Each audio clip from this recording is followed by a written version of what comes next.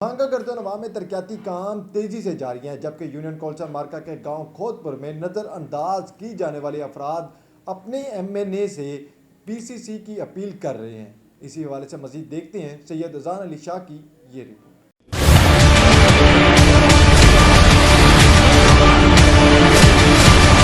लाहौर मांगा मंडी के मज़ाफ़ाती इलाका यूनियन कौंसल मराका के गांव खुदपुर में तरक्याती कामों में नज़रअंदाज किए गए अफराद अपने MNA से अपील करते रहे। शहरियों का मजीद कहना है,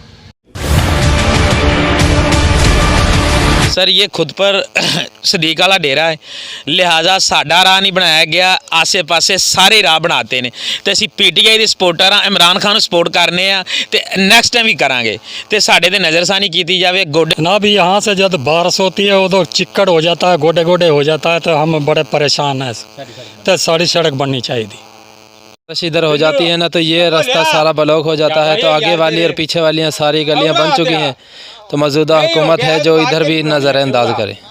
खुदपुर गांव में तरक्याती काम जारी है। कुछ अफराद मुबैना इल्ज़ाम आयद कर रहे हैं कि हमारी गलियों के अतराफ में हर तरफ गलियों में PCC डाली गई है, लेकिन हमें नज़रअंदाज किया जा रहा है। सारे इलाके च काम हो गया है, गली रह गई है बन रही। कई सारियां गलियां बन गई ने, साडे गली रह गई है। साडा की कसूर है? साडी भी बननी चाहिए।